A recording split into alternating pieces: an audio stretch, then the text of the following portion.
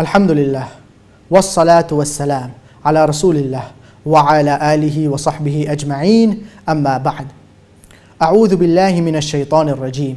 Bismillahir rahmanir rahim. Kuntum khayra ummatin ukhrijat lin-nas ta'muruna bil ma'rufi wa tanhawna 'anil munkar wa tu'minuna billah. Rabbi shrah li sadri wa yassir li amri wahlul 'uqdatan min lisani yafqahu qawli. I welcome all the viewers on the Peace TV network, as well as the people watching us on the various social media platforms, that is YouTube, Facebook, Twitter and Instagram, as well as the people watching us live on the Al-Hidayah platform. I welcome all of you with the Islamic greetings. Assalamu alaikum wa rahmatullahi wa barakatuh. May the peace, mercy and blessings of Allah subhanahu wa ta'ala, of Almighty God, be upon all of you. Inshallah, we will be starting with the live question answer session, Ask Shaikh Fariqe, Season 10, Session 2. So let's start with the live question answer session. Let's take the first question.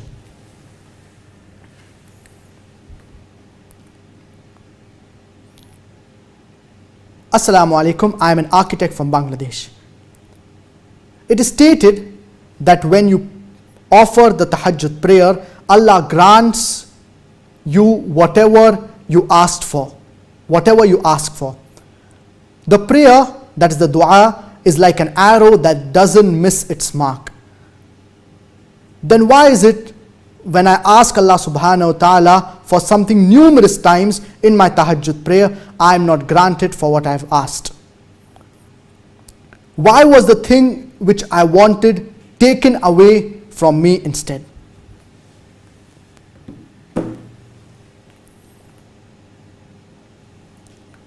Allah subhanahu wa ta'ala says in the glorious Qur'an in Surah Al-Baqarah, chapter number 2, verse number 186, وَإِذَا سَأَلَكَ عِبَادِي عَنِّي فَإِنِّي قَرِيبٌ. And when my servant calls upon me, I respond to the call of the caller. And when my servant calls upon me, I am close to him. I respond to the call of the caller. We should call upon Allah subhanahu wa ta'ala. We should do dua to Allah subhanahu wa ta'ala. If we sincerely do dua to Allah subhanahu wa ta'ala, Allah subhanahu wa ta'ala, He will respond to our dua. He will respond to our supplication.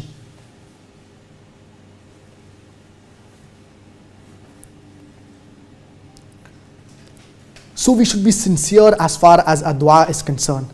Now many a times when we call upon Allah subhanahu wa ta'ala, we feel that our dua, our supplications are not answered by Allah subhanahu wa ta'ala. We feel that our supplications are not being accepted. When we ask Allah subhanahu wa ta'ala for something, many a times we feel that it is not answered. A believer, when he asks Allah subhanahu wa ta'ala for something and he receives what he has asked for, he should be happy. And a believer is generally happy when he receives what he has asked for from Allah subhanahu wa ta'ala. But when a believer asks Allah subhanahu wa ta'ala for something and he does not receive it, so he should be multiple times more happy. Why?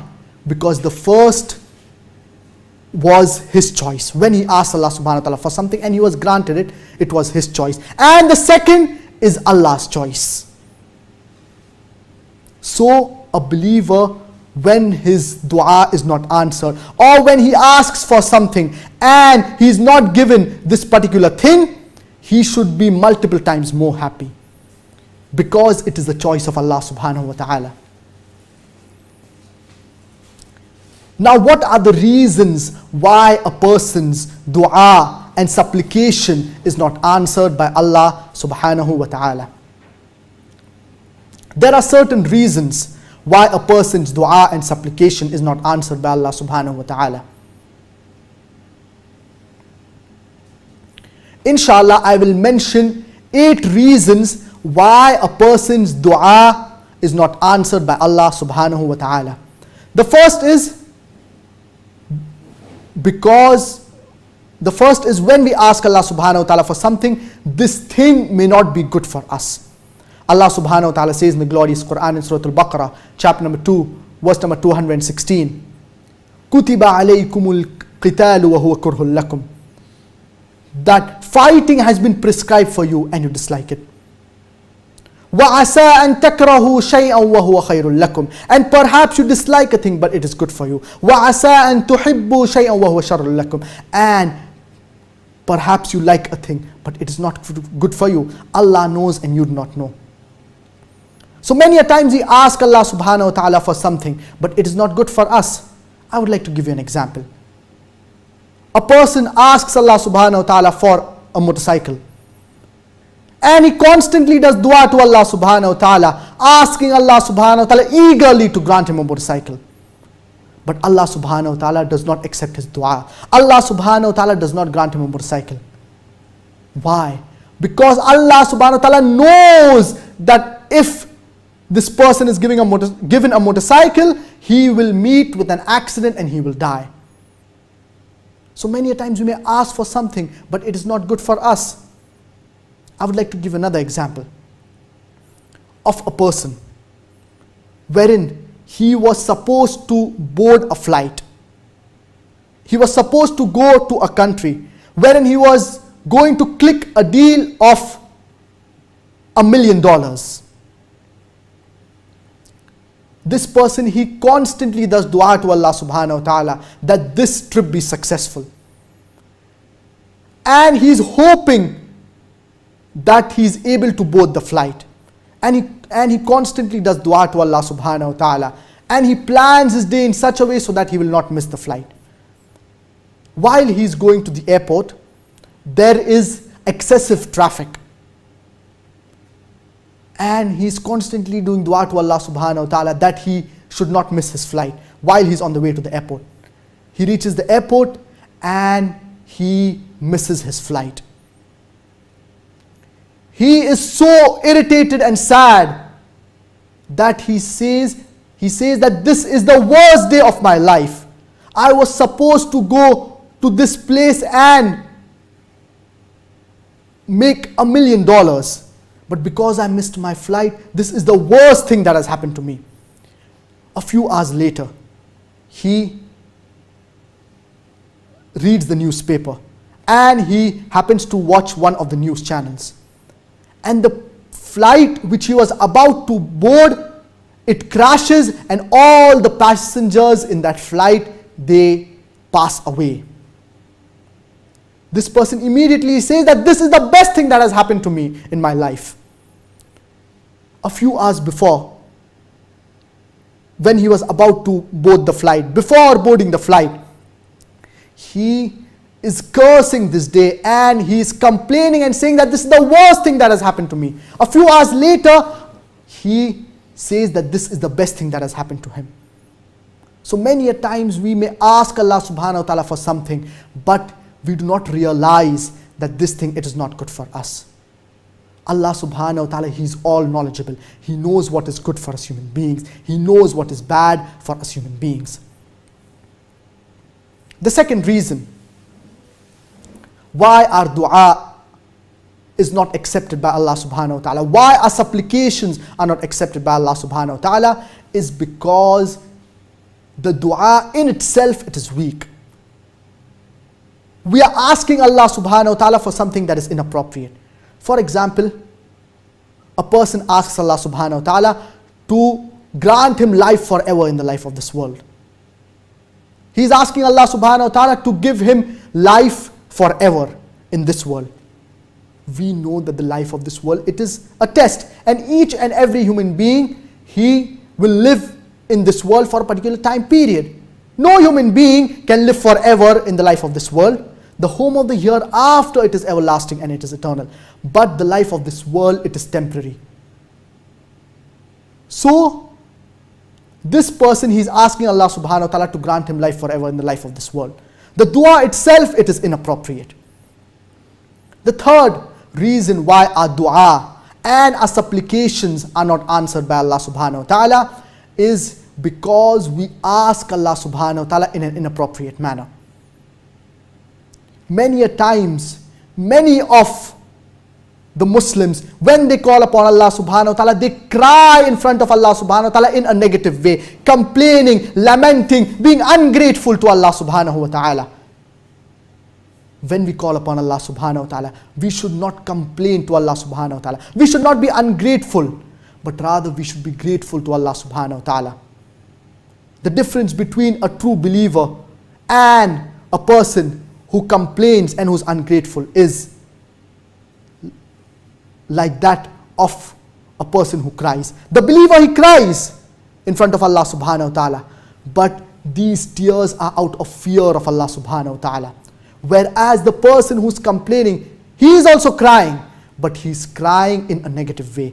He is complaining to Allah subhanahu wa ta'ala. He is lamenting in front of Allah subhanahu wa ta'ala. He is ungrateful for the blessings that Allah subhanahu wa ta'ala has given him.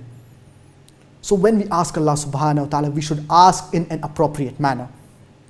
We should not complain to Allah subhanahu wa ta'ala. The fourth reason why our dua and supplications are not answered by Allah subhanahu wa ta'ala is because we are involved in something that is haram. Many a times we do things that are haram and we do not realize it. We should see to that we abstain from all sins, especially the major sins. A person, for example, he is involved in something that is haram. He is drinking alcohol. He is a person who lies. He is a person who cheats. He is a person who backbites. Why will Allah subhanahu wa ta'ala answer his dua? This is one of the reasons why a person's dua is not accepted, because he is involved in things that are haram. We should stay away from all the sins, especially the major sins. The fifth reason why our dua, our supplications are not answered by Allah subhanahu wa ta'ala is because we do not do the things that are fard, that are compulsory in Islam. Certain things are fard, certain things are compulsory in Islam, but we neglect the fara'id. For example, a person, he does not offer his obligatory salah, his obligatory prayer. He is neglectful as far as the 5 daily prayer are concerned. This person, he does not give zakah. He does not fast in the month of Ramadan. Why will Allah subhanahu wa ta'ala respond to his dua, to his supplications? So we should see to it that we do all the things that are fard. Whether it be offering salah 5 times a day, whether it be giving zakah, whether it be fasting in the month of Ramadan. The more religious and righteous we are, the higher chances that our dua, our supplications will be accepted by Allah subhanahu wa ta'ala. The sixth reason why our dua, our supplications are not accepted by Allah subhanahu wa ta'ala is because we are hasteful. Many a times when we call upon Allah subhanahu wa ta'ala, we are hasteful and we are not patient. We need to patiently wait for a response from Allah subhanahu wa ta'ala. Whenever we ask Allah subhanahu wa ta'ala for anything in this world, we should not be hasteful, but we should patiently wait for Allah subhanahu wa ta'ala to accept our dua, to accept our supplications. And this is a test from Allah subhanahu wa ta'ala. He is testing us believers, that are we really from among His patient servants? Are we from among those people who patiently wait so that our dua be accepted by Allah subhanahu wa ta'ala? And the true believers, they are the ones who are patient, and they are the ones who are grateful for the ni'mah, for the blessings that Allah subhanahu wa ta'ala has bestowed upon them. The seventh reason why our dua and supplications are not accepted by Allah subhanahu wa ta'ala is because we consume things that are haram. Our income, it is haram. So for example, a person, he works in a conventional bank, a bank that deals in riba. His income, it is haram. This could be one of the reasons why his dua is not accepted by Allah subhanahu wa ta'ala. Certain people, they may cheat in their business. Certain people, they may lie to others. Certain people, they may involve in bribe. A person may be serving alcohol in a restaurant, and we very well know that serving alcohol, it is prohibited. So when a person's income is haram, why will Allah subhanahu wa ta'ala respond to his dua? When a person's income is haram, this is a reason why his dua, his supplication is not accepted by Allah subhanahu wa ta'ala. A person may be involved in gambling. He earns all his money through gambling. So all of these things are haram. Many of us, we are aware that these things are haram, but yet we indulge in it. So we should see to that our source of income, it is completely halal. And this reminds me of an incident which was narrated by our beloved Prophet Muhammad, peace be upon him, wherein a person, he was traveling in the desert. And he was tired because of the journey. And his clothes are dirty. And he raises his hand and he calls upon Allah subhanahu wa ta'ala. But his income, it is haram. What he eats, it is haram. He is involved in things that are haram. Why will Allah subhanahu wa ta'ala respond to his dua? Why will Allah subhanahu wa ta'ala respond to his supplications? And the eighth reason why our dua and supplications are not accepted by Allah subhanahu wa ta'ala is because our dua, it is conditional. For example, a person, he calls upon Allah subhanahu wa ta'ala and he says, "Oh Allah subhanahu wa ta'ala, forgive me if you will. Oh Allah subhanahu wa ta'ala, have mercy on me if you will." Our beloved Prophet Muhammad, peace be upon him, said that whenever we call upon Allah subhanahu wa ta'ala, our dua, it should not be conditional. We should directly ask Allah subhanahu wa ta'ala for whatever we require. These are 8 reasons why our dua, our supplications are not accepted by Allah subhanahu wa ta'ala. Now inshallah, I will discuss 8 tips that will lead to our dua, our supplications being accepted by Allah subhanahu wa ta'ala. The first is sincerity. Our dua, it should be sincere. Whenever we call upon Allah subhanahu wa ta'ala, we should call upon Allah subhanahu wa ta'ala with sincerity. Allah subhanahu wa ta'ala says in the glorious Qur'an, Surah chapter number 40, verse number 14. So you call upon and invoke upon your Lord with sincerity, worshipping Him alone and performing righteous deeds with sincerity without showing off. So there should be sincerity in our dua and our supplications. The second tip that will lead to our dua being accepted by Allah subhanahu wa ta'ala is that we should constantly ask for repentance from Allah subhanahu wa ta'ala. The more istighfar we do, the more our dua, it will be accepted by Allah subhanahu wa ta'ala. The more istighfar we do, the more we will realize the amount of sins that we have committed. Our beloved Prophet Muhammad, peace be upon him, he used to turn to Allah subhanahu wa ta'ala and ask forgiveness from Allah subhanahu wa ta'ala no less than 100 times a day. How many times do we ask for repentance from Allah subhanahu wa ta'ala? How many times do we ask for forgiveness from Allah subhanahu wa ta'ala?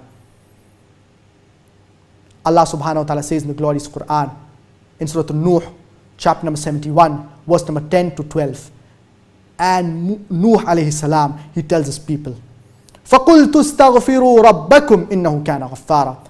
And he said to them, فَقُلْتُ اسْتَغْفِرُوا رَبَّكُمْ, and I said to them, that ask forgiveness from your Lord, إِنَّهُ كَانَ غَفَّارًا, for He is of forgiving. يُرْسِلِ السَّمَاءَ عَلَيْكُمْ مِدْرَارًا. He will send down rain from the skies. وَيُمْدِدْكُمْ بِأَمْوَالٍ وَبَنِينَ.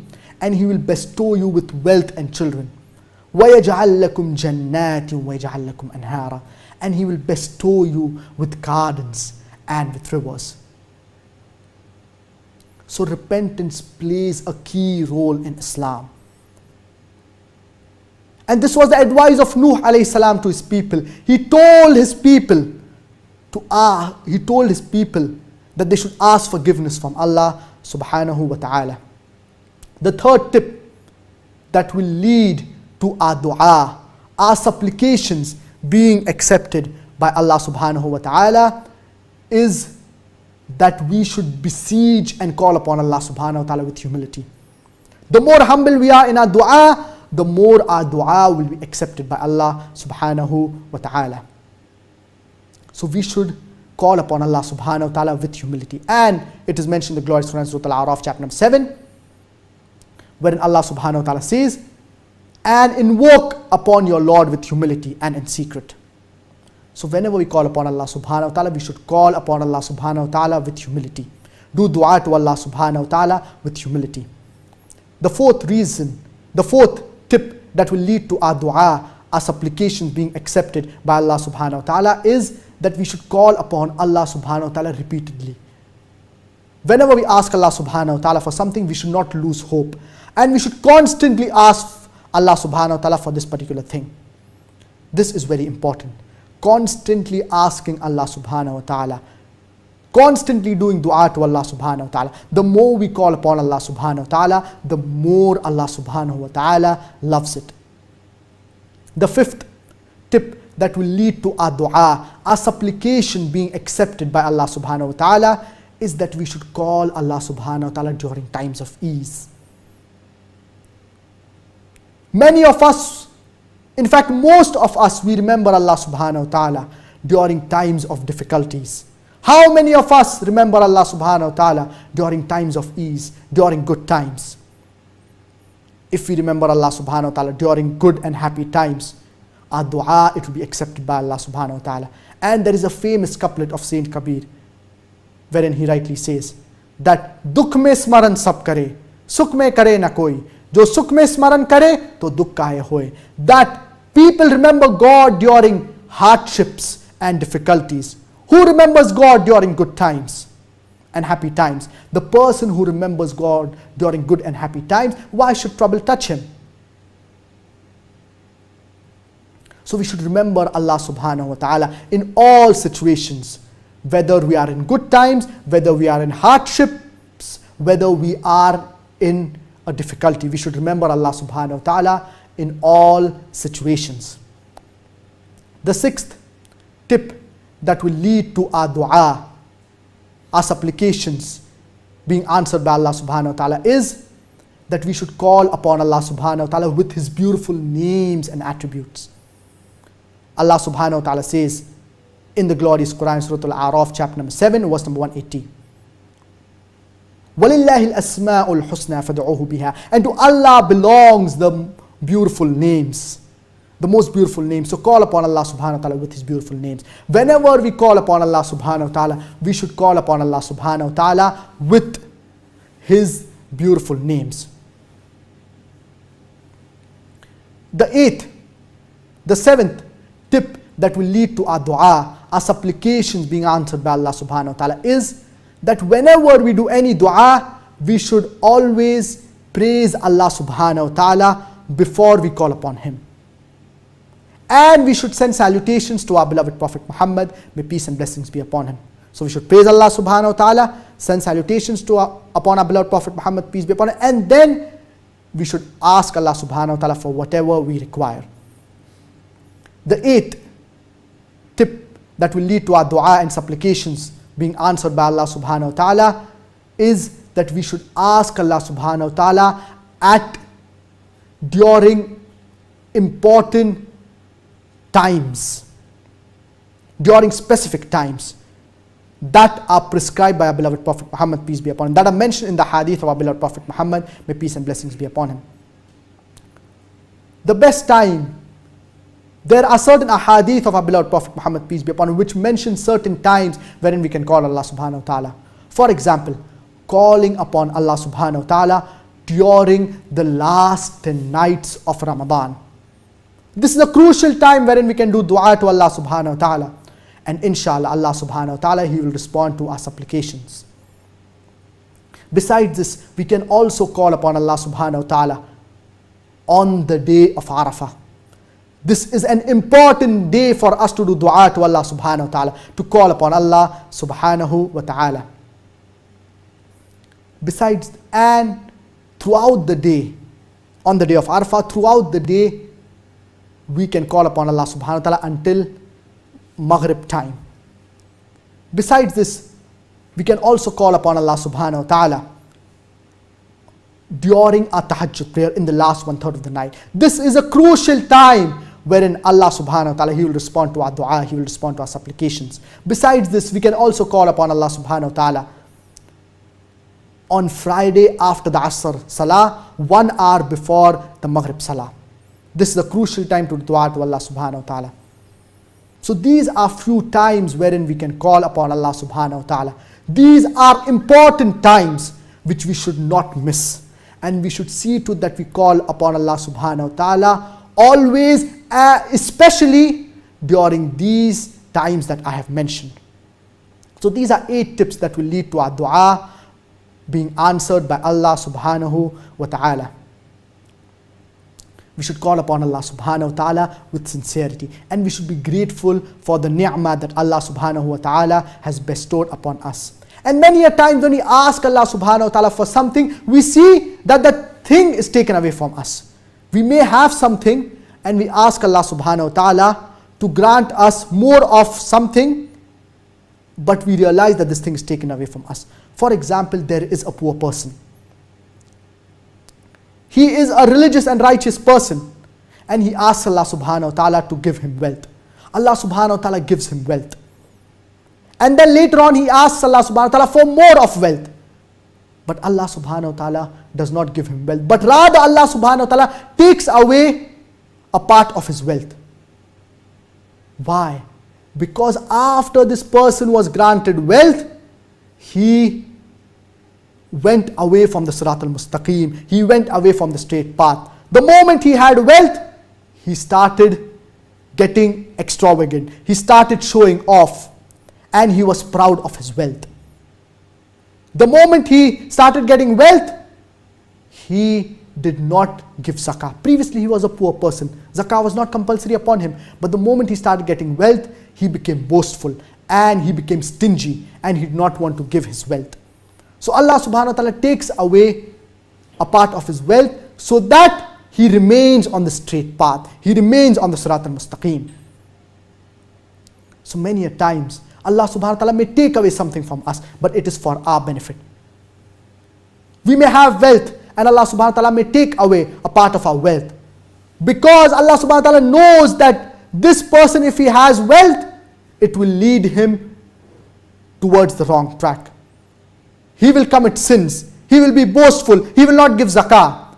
So his abode, it will be hellfire.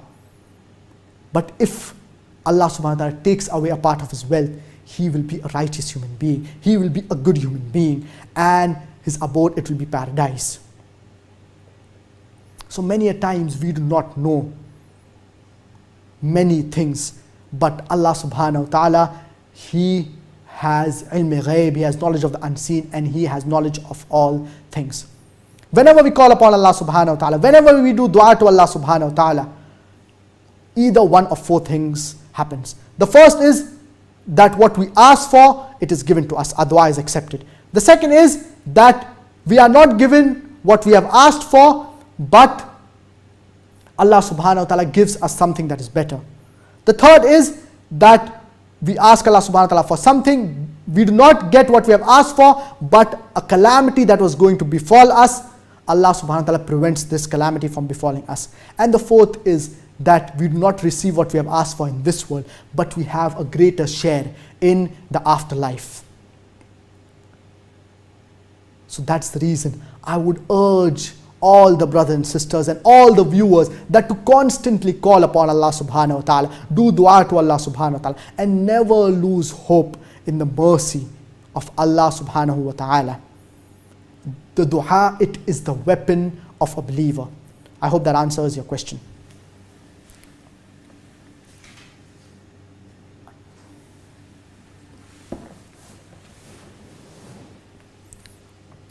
The next question. Assalamu alaikum, my name is Asiya. I am a medical student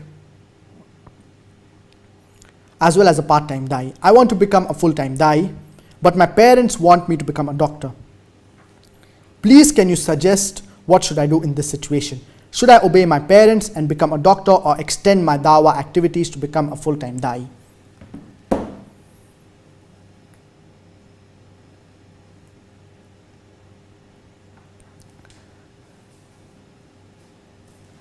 As far as pursuing medicine is concerned, and you said that you are a medical student, but you did not mention what year of your medicine you are in, or what year you are in as far as your medical college is concerned.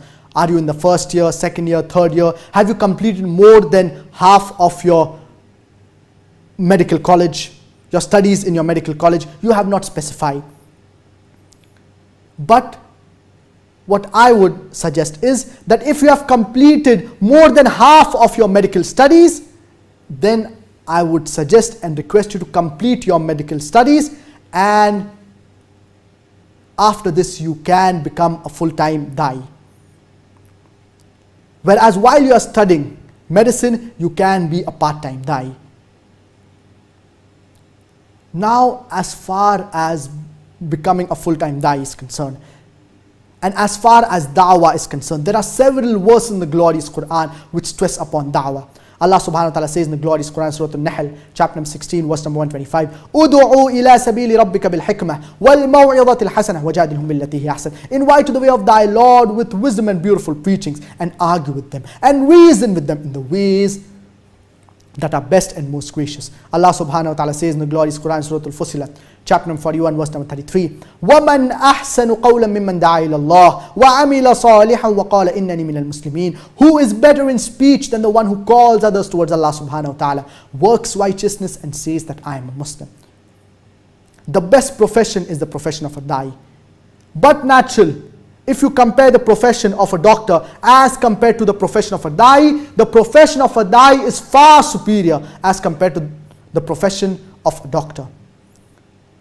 Allah subhanahu wa ta'ala says in the glorious Quran, Surah Al-Imran, chapter number 3, verse number 104, وَلْتَكُمْ مِنْكُمْ أُمَّةٌ يَدْعُونَ إِلَى الْخَيْرِ وَيَأْمُرُونَ بِالْمَعْرُوفِ وَيَنْهَوْنَ عَنِ الْمُنْكَرِ وَأُولَٰئِكَ هُمُ الْمُفْلِحُونَ. Let there arise out of you a band of people calling towards what is good, enjoining what is right, and forbidding what is wrong. They are the ones to attain felicity. Today in our community we have full-time doctors, full-time lawyers, full-time engineers. How many full-time da'is do we have? And those who are full-time da'is, they are the ones to attain felicity. These are the believers who will achieve higher ranks in Jannah. It is the duty of every Muslim to at least be a part-time da'i. And it is fard kifaya for certain people to be constantly involved in spreading the message of Islam. It is fard kifaya for certain people to be full-time da'is. So, since your parents want you to become a doctor and you want to become a full-time da'i, if you are in the latter part of your medical studies or your medical college and you have possibly about 6 months, 1 year remaining, so since you have spent so much time studying medicine, so what I would suggest and request you is to complete your medical studies and to complete your medical college, and then you can completely focus on da'wah because you have already spent so much time. But if you have just started doing medicine, then the situation is different. If you have just started doing medicine, how much are you willing to sacrifice for the sake of Allah subhanahu wa ta'ala? Are you willing to sacrifice and leave your medical college and dedicate your life for the sake of Allah subhanahu wa ta'ala? And since you have this determination to become a full-time da'i, it is very good. So what I would request you is to sit with your parents and discuss with them, explain to them the importance of da'wah, of conveying the message of Islam to the non-Muslims, to those who are unaware of it. Mention to them all these verses of the glorious Qur'an and explain to them the importance of da'wah, and inshallah they will be convinced that being a da'i is far superior as compared to becoming a doctor. Becoming a doctor, it is a good profession.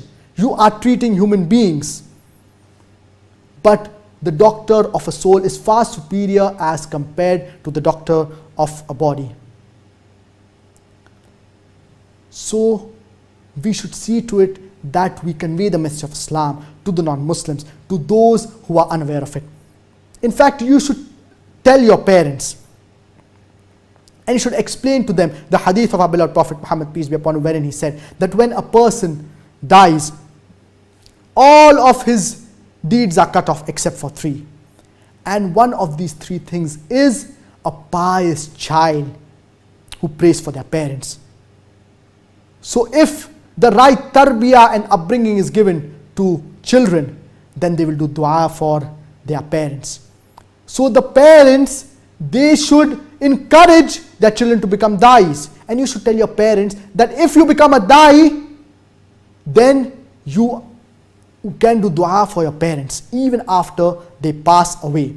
And inshallah, there are more chances that your dua will be accepted. So if a person is a righteous and religious person, if he's a da'i and if he does dua to Allah subhanahu wa ta'ala, there are more chances of his dua being accepted than an average human being. If a da'i does dua to Allah subhanahu wa ta'ala, if a righteous and religious person who has dedicated his life does dua to Allah subhanahu wa ta'ala, there are more chances of his dua being accepted than an average Muslim or even a doctor who is not a person who has dedicated his life for the sake of Allah subhanahu wa ta'ala. So if your parents want to be benefited through your dua, they should also wish the same. They should wish that you become a da'i.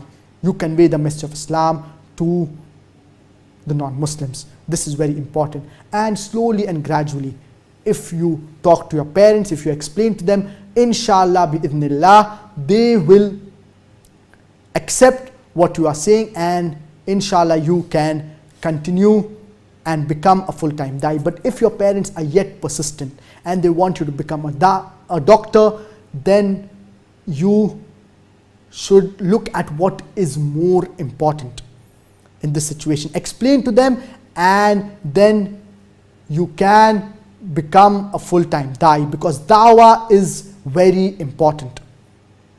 Explain to them in a nice way, in a gentle way, and then you can pursue being a full-time da'i, because this is very important and it is related to da'wah and it is related to your akhirah. So if you want higher ranks in Jannah, you should see to it that you convey the message of Islam and you dedicate your life for the sake of Allah subhanahu wa ta'ala.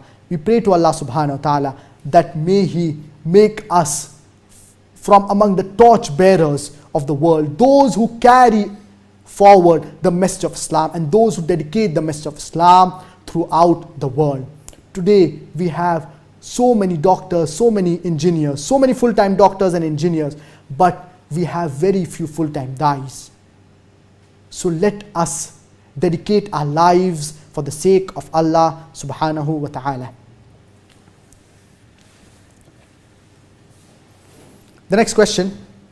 Assalamu alaikum wa rahmatullahi wa barakatuh. I am a student from Baku, Azerbaijan. My name is Muhammad.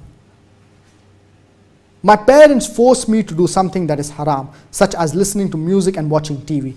What should I do?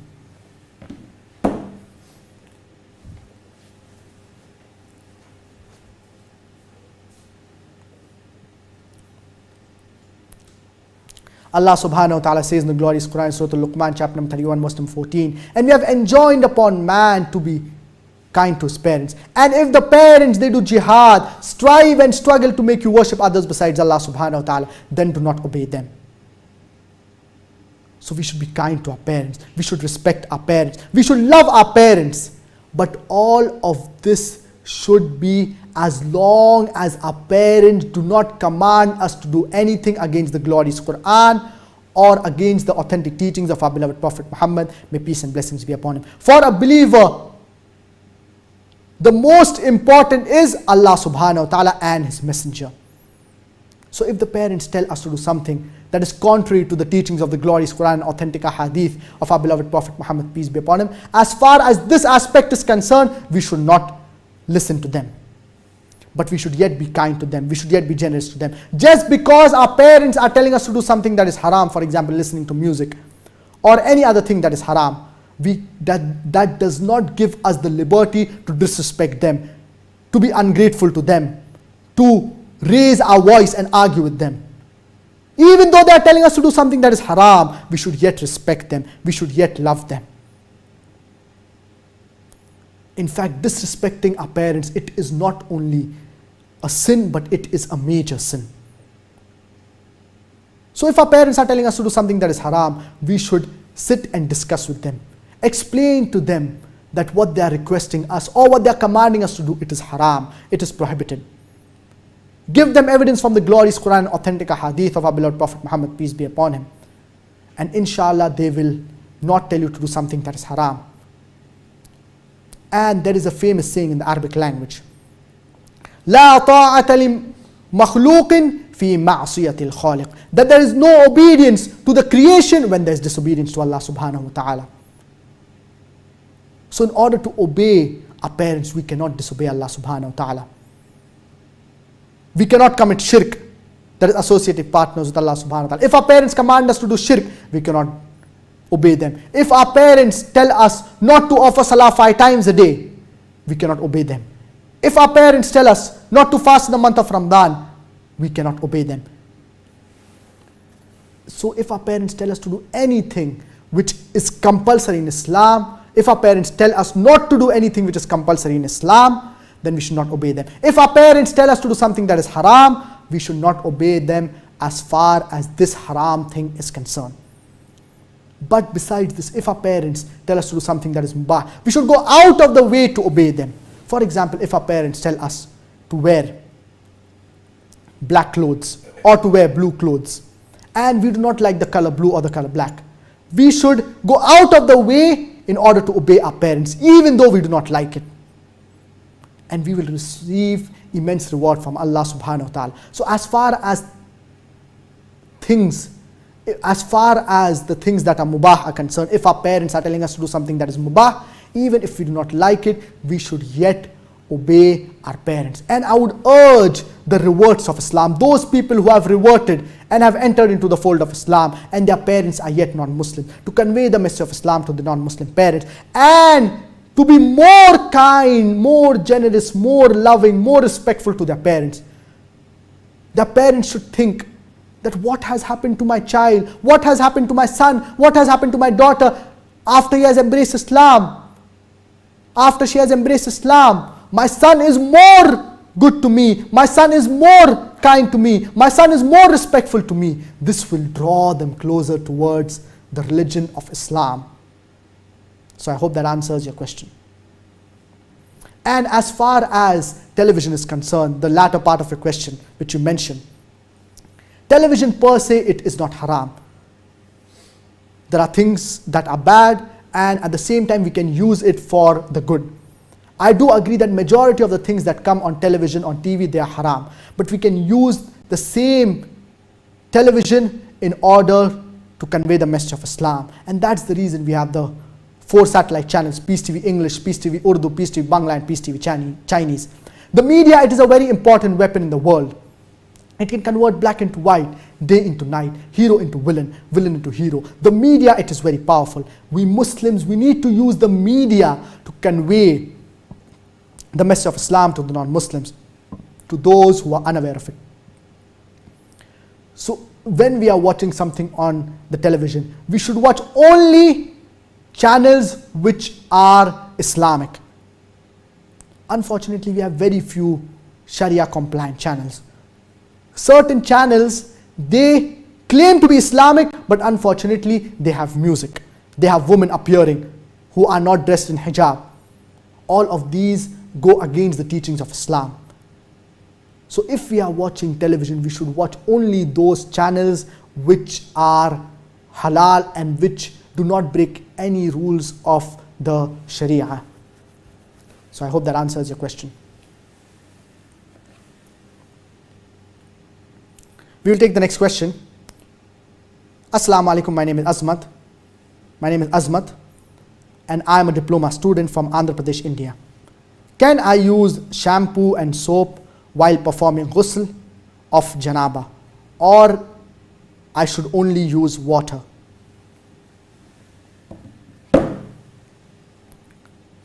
As far as ghusl is concerned, what is the minimum requirement for ghusl?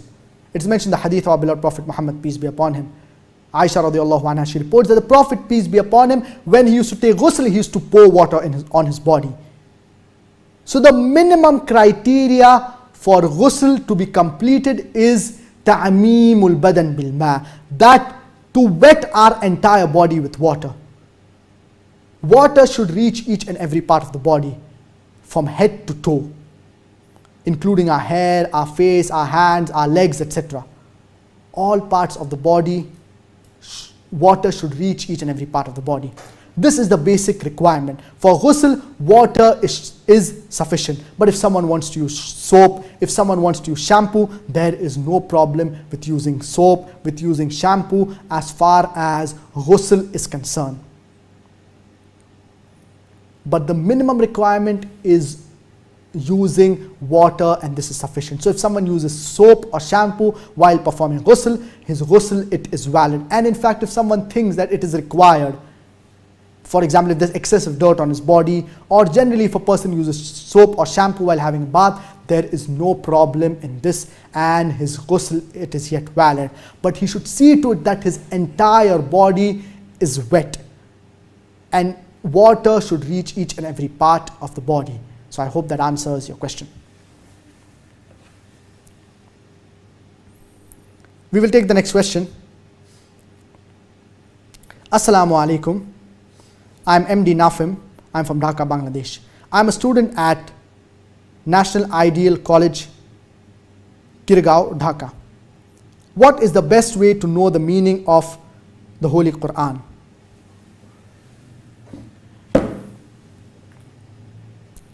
In order to have best understanding of the glorious Qur'an, we should try to learn Arabic as a language.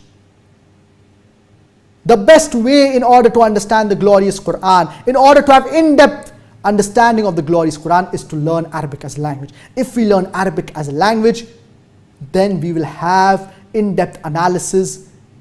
It will help us to understand the glorious Qur'an in a better way. We should learn Lugha Fusha. So this is the first step. Learn Arabic as language. But if we cannot learn Arabic as a language, then we can refer to the translation of the glorious Qur'an. But whenever we are reading the translation of the glorious Qur'an, we should read it along with the Arabic text. And besides learning Arabic as a language, we should also refer to the books of tafsir. Besides reading the Arabic text, we should also refer to the books of tafsir. For example, Tafsir Ibn Kathir, Tafsir At-Tabari, Tafsir Al-Qurtubi, Tafsir Al-Jalalain, Tafsir Al-Sa'di. We should refer to all of these books of tafsir to have better understanding of the glorious Qur'an. If we do not know Arabic as a language, we should read the translation of the glorious Qur'an in the language we understand the best. In the English language, one of the best translations is the Abdullah Yusuf Ali, along with the commentary. Besides this, we should also read the books of tafsir. And Tafsir Ibn Kathir, it is translated in the English language. Besides this, we should also read other books of tafsir. For example, Tafsir Al-Sa'di. So besides reading the translation of the glorious Qur'an, the tafsir of the glorious Qur'an, it is very important as well. A person who knows Arabic as a language, and he only reads the Arabic text, and this person, he is not a student of knowledge. He does not read any book of tafsir. He just merely reads the Arabic text. Whereas there is another person who does not know Arabic as a language, and he reads the translation of the glorious Qur'an, and he reads various books of tafsir. For example, Tafsir Ibn Kathir and other books of tafsir. And he strives and struggles in order to understand the glorious Qur'an. His understanding will be far superior as compared to the person who knows Arabic as a language and he only reads the Arabic text without reading books of tafsir, and this person is not a student of knowledge.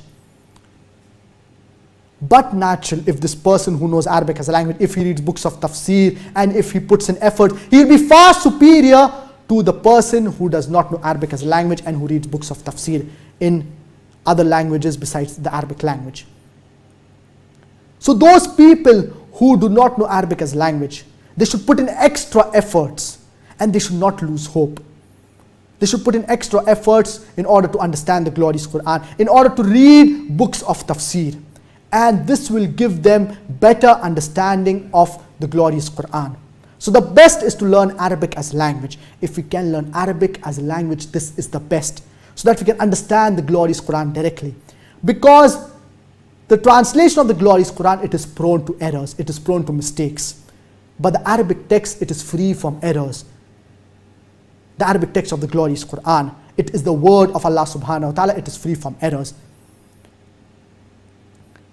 But whenever we read the translation of the glorious Qur'an, we should read it along with the Arabic text. So if there's any error or mistake, it is not attributed to Allah subhanahu wa ta'ala, but rather it is attributed to the person who has done the translation of the glorious Qur'an. So let us be regular and punctual as far as reading the glorious Qur'an is concerned. Let us read the glorious Qur'an on a daily basis and understand the meaning of what we are reciting, and we will see the transformation in our lives.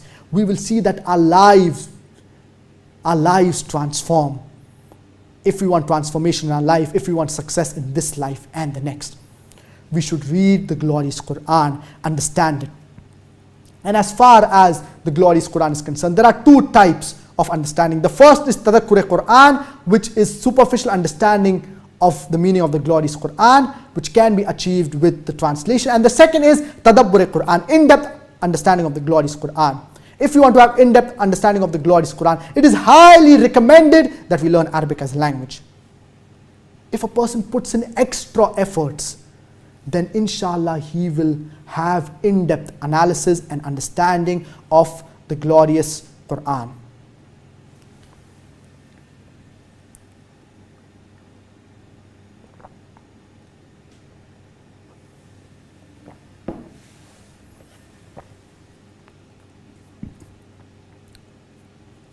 We will take the next question. I do not want to disclose my name, and pardon me for that. I am a female dentist.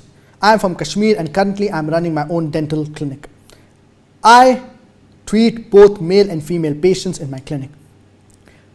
I want my earnings to be halal, and I am very concerned about it. My question is, being a female dentist, I just want to treat females and children at my clinic. But if a male patient comes to me with an acute pain, shall I treat him or not? There is no other clinic up to 2 kilometers in my area. Please note, I am following complete hijab at my clinic. Please guide me so that my dunya and akhirah won't get compromised due to my profession.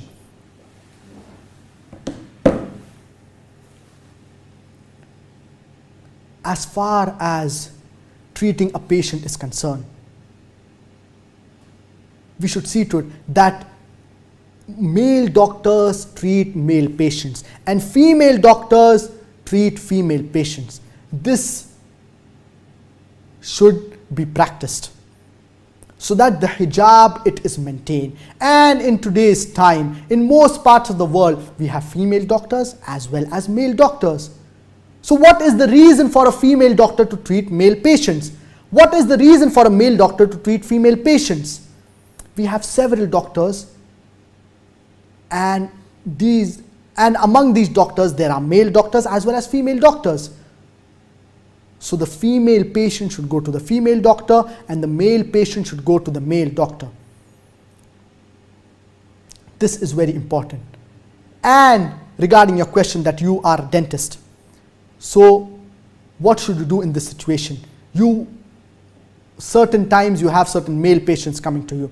What you should do is that first you should mention it clearly that your clinic, it is only meant for females. And if you want to include children, for example, children who have not reached the age of puberty, there is no problem in this. So you should mention it clearly, for example, at the entrance of your clinic, that this clinic is exclusively for females. And you should advertise your clinic in such a way that it is exclusively for females. And we have this in certain countries of the world. For example, in Saudi Arabia, we have certain clinics wherein there is a female doctor and this clinic is only meant for females. We have female dentists who practice dentistry, and in their clinic they clearly mention it that it is meant for females, and they have female patients who come to their clinics. and generally male patients do not come to their clinics. So if you mention it clearly that this clinic is only meant for females, then inshallah you will only have female patients. And the reason why I'm stressing upon female doctors treating female patients only and male doctors treating male patients only is because many a times when a doctor is treating a patient, they are in close proximity. For example, a dentist is treating a patient. So the dentist is in close proximity to the patient generally. And many a times the dentist has to touch the patient when he's treating the patient.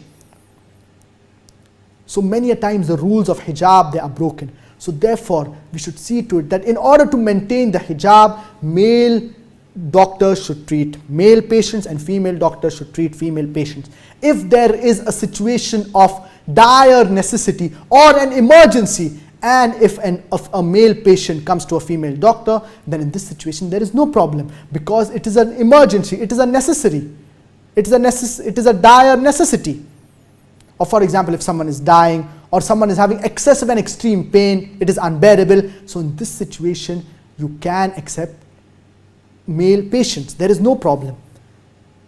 So generally what you should do is clearly mention it that your clinic is meant for females. If there are certain situations wherein there is an emergency and if a male patient comes, you can treat the male patient. But generally you should try your level best that you treat only female patients, because this will help you in order to maintain your hijab, and it will help you in order to maintain the rules of Sharia and not break the rules and criteria of hijab.